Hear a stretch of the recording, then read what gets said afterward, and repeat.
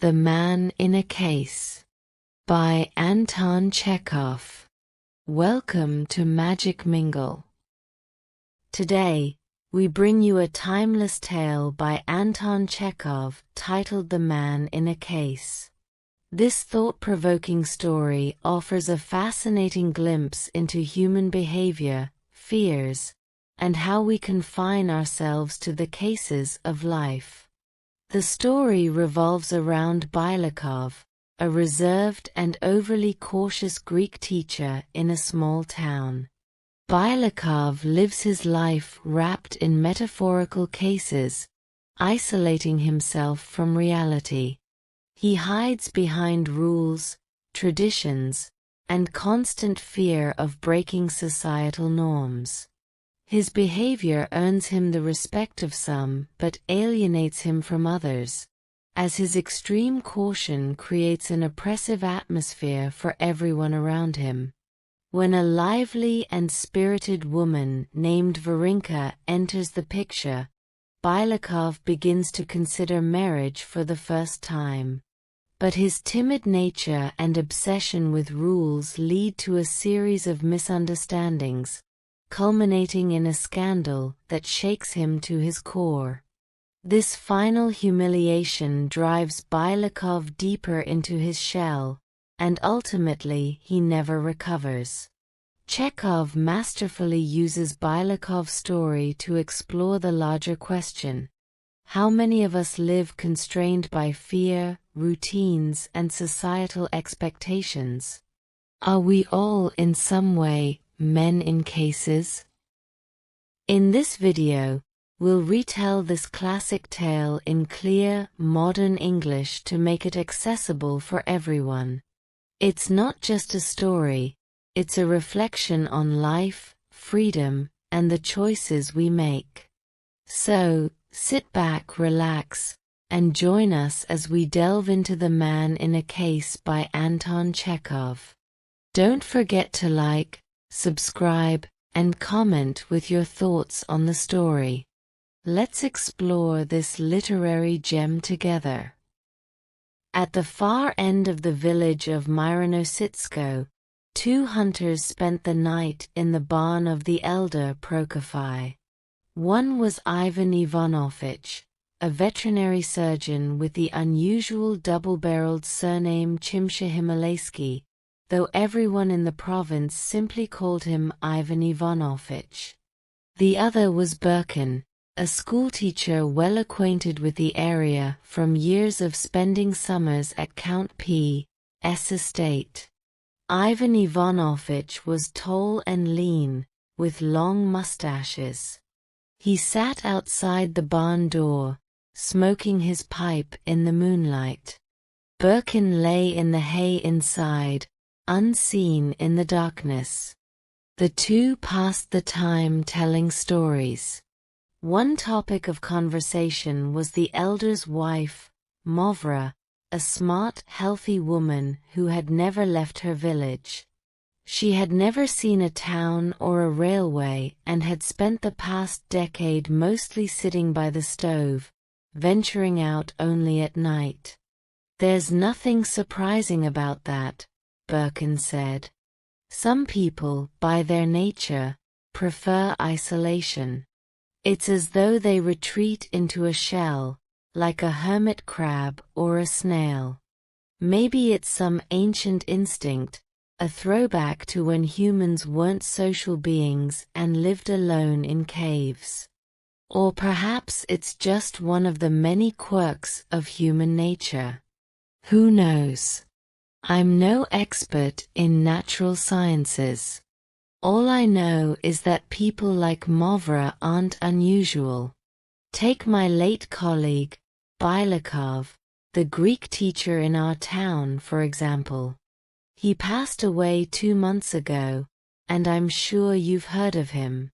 He was infamous for always wearing galoshes and a padded coat and carrying an umbrella, no matter how fine the weather was. Even his umbrella was kept in a case, and his watch was tucked into a grey chamois leather pouch. If he took out a penknife to sharpen a pencil, that too was in a case. In a way, his face itself seemed hidden in a case, always buried in the high collar of his coat. He wore dark glasses, flannel vests, and stuffed his ears with cotton. Whenever he rode in a cab, he insisted the hood be put up. His entire life was an effort to shield himself from the outside world. He wrapped himself in literal and metaphorical cases, isolating himself from reality. Real life upset him, it frightened him and made him uneasy. To justify his fear, he constantly glorified the past, even imagining things that never existed. The classical languages he taught, Greek and Latin, were to him just another layer of protection, like galoshes or umbrellas, shielding him from the present. "How beautiful and sonorous the Greek language is," he would say, his expression sugary sweet. To prove his point, he'd close his eyes, raise a finger, and dramatically pronounce anthropos. Even his thoughts were locked away in a case.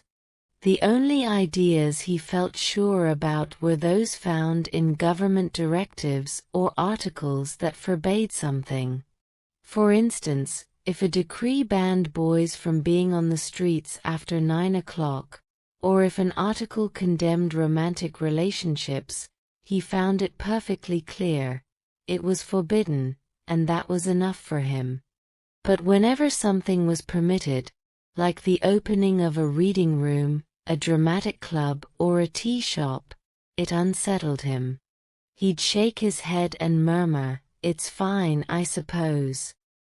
But let's hope it doesn't lead to anything bad." Any deviation from order made him uneasy, even when it didn't concern him. If a colleague was late to church, if a high school student played a prank, or if one of the female teachers was spotted walking with an officer in the evening, he would fret and hope it wouldn't cause trouble. At faculty meetings, he was a constant source of frustration.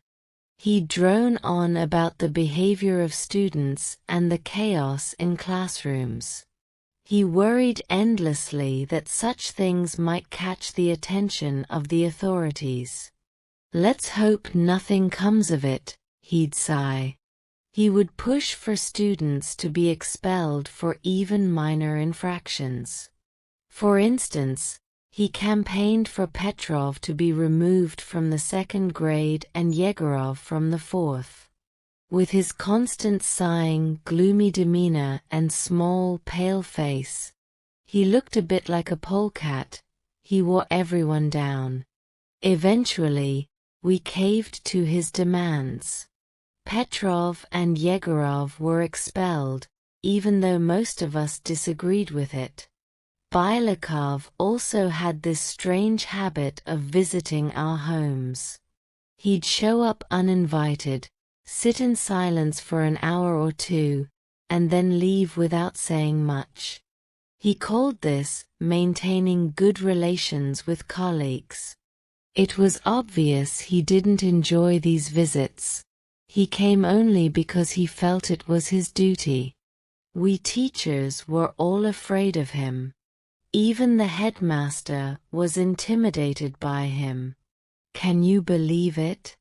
All of us were educated, intelligent people raised on the works of Turgenev and Shchedrin, yet this little man, with his galoshes and umbrella, controlled us.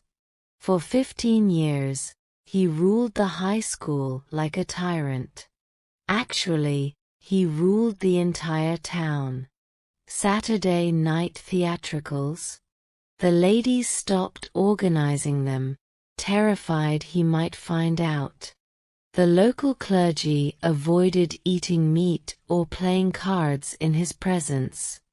Under people like Byelikov, our town learned to live in fear. For the past decade or so, everyone's been afraid of everything. People are scared to speak their minds, to send letters, to make new acquaintances, or even to read books. They hesitate to help the poor or teach anyone to read and write. Fear has taken over. Ivan Ivanovich cleared his throat, as though he wanted to add something. Instead, he lit his pipe, gazed at the moon and spoke slowly with long pauses. Yes, it's strange. Educated, well-read people who admire Turgenev, Shchedrin and Buckle. Yet they all cave to someone like him. That's how it goes. Byelikov lived in the same building as I did, Birkin continued. Our apartments were on the same floor, with his door directly across from mine. We saw each other often, so I got to know how he lived. And at home, his life was exactly as restrictive as it was outside. Everything about him was cloaked in rules and precautions. Dressing gowns, nightcaps, drawn blinds, locked doors, and of course his constant refrain, "Oh, I hope nothing will come of it." Lenten fasting didn't agree with him, but he couldn't bring himself to eat meat because he worried people might think he wasn't observing the fast. Instead, he ate freshwater fish cooked with butter. Not a true Lenten dish, but not technically meat either.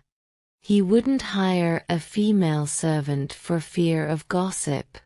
Instead, his cook was Afanasy, a half-witted, elderly man of 60 who used to work as an officer's servant. Afanasy was often drunk but could manage basic cooking. He'd stand by the door, arms folded, and sigh deeply, always muttering the same thing. There's no shortage of them these days. Byelikov's bedroom was small and box-like, with curtains around the bed. At night, he'd pull the blankets over his head, hiding away even as the wind howled outside and the stove droned ominously. Afanasy's sighs from the kitchen added to the unsettling atmosphere. Lying there, Byelikov would grow anxious, fearing something might happen, that Afanasy might kill him or that thieves might break in. His nights were plagued by troubled dreams, and in the morning, he'd wake pale and dispirited. Walking to the high school with him was unpleasant. The sight of so many people in one place seemed to fill him with dread. "The classes are so noisy," he'd mutter, as if trying to explain his constant melancholy. And yet, believe it or not, this man, this Greek teacher with all his quirks, almost got married. Ivan Ivanovich, sitting nearby, glanced quickly into the barn and said, "You must be joking." "No, it's true," Birkin replied. He came very close. It all started when we got a new history and geography teacher, Mikhail Savage Kovalenko, a little Russian. He didn't come alone. He brought his sister Varinka. Kovalenko was a tall, burly man with enormous hands. His face hinted at a deep, booming voice, and sure enough, he sounded like a bass drum. Boom, boom, boom. Varinka, his sister, wasn't young, around 30, but she was tall, attractive and lively with dark eyebrows and rosy cheeks. She had an air of charm about her, like a delicious confection. She was full of energy and noise, always singing little Russian folk songs and bursting into fits of laughter. Ha ha ha. She'd laugh at the slightest thing. Our first real introduction to the Kovalenkos came at the headmaster's name day party. The other teachers, typically somber and bored at these events, attended out of obligation. But among them, Varinka stood out like a goddess emerging from the sea. She moved confidently, her hands on her hips, laughing, singing and dancing. She sang with such emotion, starting with "The Winds Do Blow" and following it with other songs, each more captivating than the last. She charmed everyone, even Byelikov. He sat beside her, smiling sweetly, and said in his overly polite way, "The Little Russian language reminds me of ancient Greek. Soft and melodious." Varinka was flattered. She leaned in and began telling him all about her family's farm in the Gadyatsky district. She spoke with enthusiasm about her mother, who still lived on the farm, and about their pears, melons, and kaboks. The Little Russian word for pumpkins, though they also use it for taverns. She described the beetroot soup they made with tomatoes and eggplants, exclaiming, "It's absolutely delicious." We listened, amused and captivated. Then, as though we'd all had the same thought at once, we began entertaining the idea of matchmaking. The headmaster's wife leaned over to me and whispered, "Wouldn't they make a good pair?" For some reason, we all suddenly became aware that our colleague Byelikov was unmarried. It struck us as odd that such an important detail of his life had gone unnoticed. What was his stance on women, anyway? How had he addressed this crucial question in his own mind? We'd never even considered it before. After all, who could imagine a man who wore galoshes in all weather and slept surrounded by bed curtains being in love? "He's over 40, and she's 30, the headmaster's wife continued, developing her idea. "I think she'd agree to marry him. In provincial towns like ours, boredom often drives people to take on the most unnecessary and absurd projects. Why, for instance, did we suddenly feel the need to find a wife for Byelikov? It made no sense. But the women at the high school, especially the headmaster's wife, seemed to come alive with this new goal. They even looked more cheerful and youthful. She rented a box at the theater, and there in full view, we saw Varinka, radiant and holding a fan, with Byelikov beside her. He looked awkward and slightly bent, as though he'd been dragged out of his house with a pair of pliers. I hosted an evening gathering, and the ladies insisted I invite both Varinka and Byelikov. The matchmaking machine was in full motion, and it became clear that Varinka wasn't opposed to the idea. Her life with her brother, Mikhail, wasn't exactly happy. They quarreled constantly, scolding each other from morning till night. Let me give you an example. One day, Kovalenko was striding down the street in an embroidered shirt, his long curls spilling from under his cap.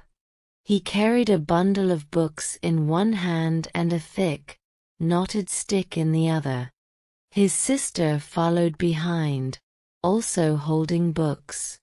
"You haven't even read it, Mikhail," she argued loudly. "I swear you haven't read it at all." "I tell you, I have read it," he shouted, banging his stick on the pavement. "Oh, Mikhail, why are you so grumpy? We're just discussing ideas. And I'm telling you I've read it," he bellowed, louder than before. And at home, if there were visitors present, Kovalenko and Varinka would inevitably argue. It must have been exhausting for her, and surely, she dreamed of having a home of her own. After all, time was not on her side. At her age, she couldn't afford to be choosy anymore. Marriage, even to someone like Byelikov, the Greek teacher, was becoming a necessity. In truth, many women in our town didn't care much about who they married as long as they got married. Whatever the case, Varinka began showing clear affection for Byelikov. As for Byelikov, he continued visiting the Kovalenkos just as he visited the rest of us. He'd arrive, sit down, and stay silent. While he sat quietly, Varinka would sing, "The winds do blow," gaze at him pensively with her dark eyes, or suddenly burst into one of her hearty laughs. Ha ha ha. Suggestion plays a huge role in relationships, and it's even more influential when it comes to marriage. Everyone, his colleagues and the local ladies, began telling Byelikov that it was time for him to marry. They insisted that there was nothing left for him in life except matrimony. We congratulated him with solemn faces, repeating the same old clichés. Marriage is a serious step. Varinka's charm made her seem like the perfect match. She was attractive, sociable, and the daughter of a civil councillor. She even owned a farm. Most importantly, she was the first woman to show him warmth and friendliness. Flattered and confused, Byelikov convinced himself that he ought to get married. Well, if ever there was a time to take away his galoshes and umbrella, that was it. Ivan Ivanovich interjected. Strangely enough, that turned out to be impossible, Birkin replied. Byelikov placed Varinka's portrait on his desk, started visiting me regularly to talk about her, and kept repeating how marriage was such a serious step. He frequented the Kovalenkos' house even more often. But instead of improving, his demeanor became even gloomier. His decision to marry seemed to weigh on him. "I like Varvara Savishna," he told me one day with a faint, strained smile. "And I know marriage is something everyone should consider. But this has all happened so quickly. I need time to think." "What's there to think about?" I told him. "Just get married." "No, no," he said. "Marriage is a serious commitment. One must carefully consider the responsibilities and duties involved to ensure nothing goes wrong afterward. The idea troubles me so much I can't even sleep at night. I must confess, her brother and she have unusual ways of thinking. They view the world quite differently. And her personality is so impulsive. One could marry her and later find oneself in a very unpleasant situation. Because of his endless deliberations, he didn't propose. This frustrated the headmaster's wife and all the other women trying to arrange the match. He kept weighing his duties and responsibilities while continuing his daily walks with Varinka. Probably because he believed it was appropriate in his position. He also came to me frequently to discuss married life. In all likelihood, he would have eventually proposed, leading to one of those dull, unnecessary marriages so common in our society. But everything was derailed by a colossal scandal. From the moment they met, Varinka's brother, Kovalenko, couldn't stand Byelikov.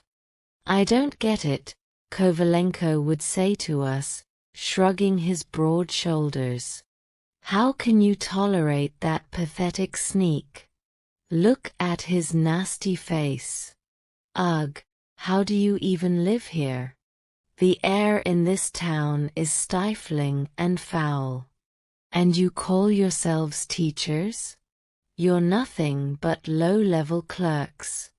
This isn't a school, it's a bureaucratic machine full of red tape and cowardice. It reeks of a police station. No, my friends, I'll stay here a little longer, but then I'm heading back to my farm. I'll catch crabs and teach little Russians there. You can keep your Judas here. Damn his soul. When Kovalenko got worked up like this, his booming voice would crescendo into laughter, first deep and hearty, then high-pitched and hysterical. Waving his arms, he'd turn to me and ask, "Why does he keep sitting here? What does he want? He just stares." He even gave Byelikov a nickname, the Spider. Naturally, we avoided mentioning Varinka's potential marriage to the Spider whenever Kovalenko was around. One day, the headmaster's wife tried hinting to Kovalenko how practical it would be for his sister to marry such a respectable and well-regarded man. But Kovalenko frowned and muttered, "It's none of my business. If she wants to marry a reptile, that's her choice. I don't meddle in other people's affairs." Then came the incident that turned everything upside down. Someone, a mischievous soul, drew a caricature of Byelikov. It depicted him in his galoshes and tucked-up trousers, walking under his umbrella with Varinka on his arm. Beneath the image was the caption, "Anthropos in love." The caricature captured his essence so perfectly that it must have taken hours to create. Copies of it were circulated throughout the town, to teachers at the boys' and girls' high schools, the seminary, and even government officials. Naturally, Byelikov received a copy as well. When he saw it, the effect on him was devastating.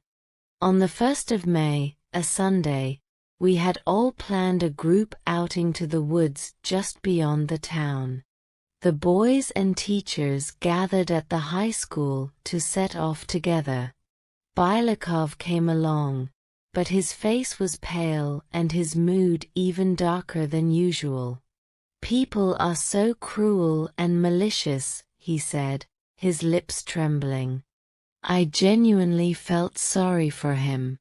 We were walking along when, out of nowhere, Kovalenko came riding past us on a bicycle. Right behind him was Varinka, also on a bicycle, her face flushed with exertion but lit up with joy. "We're going on ahead," she called out cheerfully. "Isn't the weather wonderful? Absolutely gorgeous." They disappeared from view, laughing as they pedaled away. Byelikov stopped dead in his tracks, his face turning as white as a sheet. He stared at me, wide-eyed, and asked in a trembling voice, "What is the meaning of this? Tell me, please. Could my eyes be deceiving me? Is it appropriate for high school teachers and ladies to ride bicycles? What's so wrong about riding a bicycle?" I asked. "Let them enjoy themselves." "How can you say that?" he exclaimed, shocked by my indifference. "What are you talking about?"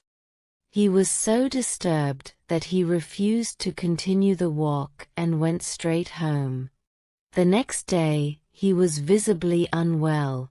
His hands fidgeted nervously, and he kept rubbing them together. His face looked pale and troubled, and for the first time ever, he left work early. He didn't eat dinner either. That evening, he bundled up in warm clothes, even though the weather was mild, and went to visit the Kovalenkos. Varinka wasn't home, but he found her brother. "Please have a seat," Kovalenko said coolly, frowning. He had just woken from an afternoon nap and was in a bad mood.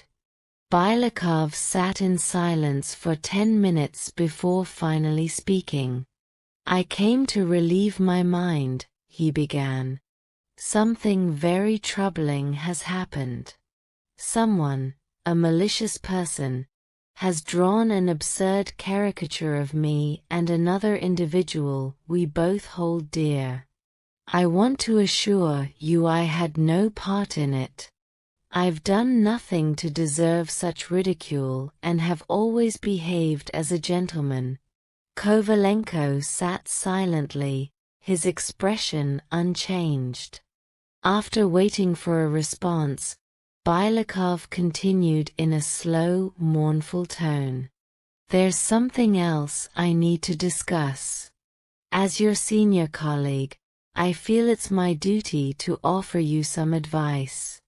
Riding a bicycle is entirely inappropriate for an educator." "And why is that?" Kovalenko asked in his deep, booming voice. "Surely, Mikhail Savich, you understand why," Byelikov replied, shocked. "If teachers start riding bicycles, what's next? Students walking on their heads? And without formal permission, it's simply out of the question. Yesterday, when I saw your sister on a bicycle, everything seemed to spin before my eyes. A young lady riding a bicycle, it's dreadful." "What exactly are you trying to say?" "I'm warning you, Mikhail Savich," Byelikov said. "You have a bright future, but you must be more cautious. Your behavior is reckless. Oh, so reckless. You wear embroidered shirts, carry books in the street, and now you're riding a bicycle.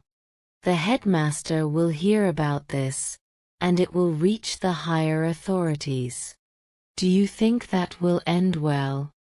"It's no one's business if my sister and I ride bicycles," Kovalenko snapped, his face turning red.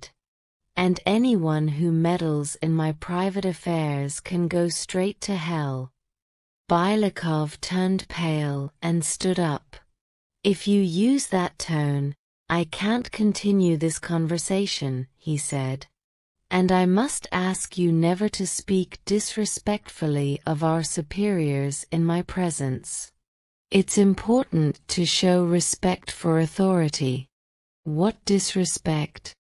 Kovalenko said, glaring. "Please leave me alone. I'm an honest man, and I don't care to talk to someone like you. I don't like sneaks." Visibly shaken, Byelikov hurriedly put on his coat. It was the first time anyone had spoken to him so rudely. "You can say whatever you want," he stammered as he stepped out onto the landing. "But I must warn you, someone may have overheard us, and to ensure there's no misunderstanding, I'll have to report this conversation to the headmaster." "It's my duty. Go ahead and report it," Kovalenko shouted. He grabbed Byelikov by the collar and gave him a shove. Byelikov tumbled down the steep staircase, thudding loudly as his galoshes hit each step. Though he wasn't hurt, the fall left him flustered. He got up, checked his nose to ensure his glasses were intact, and looked around. Just then, Varinka entered with 2 other women. They stood at the bottom of the stairs, staring at him. To Byelikov, this was the most horrifying part of the entire ordeal. He would have preferred to break his neck than be seen like this. The thought of everyone in town hearing about it filled him with dread. What if it reached the headmaster or higher authorities? What if it led to another caricature or, worse, cost him his job? Varinka, recognizing him, burst into laughter. Seeing his crumpled coat, disheveled appearance, and galoshes, she assumed he had accidentally slipped. Her laughter rang out, loud enough to echo through the entire building. Ha ha ha. That laughter was the final blow. It ended everything: the proposed marriage, his sense of stability, and ultimately his will to live. Byelikov didn't hear what Varinka said afterward. He didn't see anything. When he reached home, the first thing he did was remove her portrait from his desk. Then he went to bed and never got up again. 3 days later, a fantasy came to me, asking if we should send for a doctor. "Something's not right with my master," he said. I went to see Byelikov. He was lying under his blanket, his face hidden behind the curtain of his bed. When I asked him a question, he would only reply with a faint yes or no. A fantasy hovered around him, sighing heavily and smelling strongly of alcohol. A month later, Byelikov passed away. Everyone attended his funeral, teachers from both high schools and the seminary. As he lay in his coffin, his face looked peaceful, even happy. It was as though he was finally content, having been placed in the ultimate case. A space he would never have to leave. The weather on the day of his funeral seemed to honor his memory. It was dull and rainy, and everyone wore galoshes and carried umbrellas.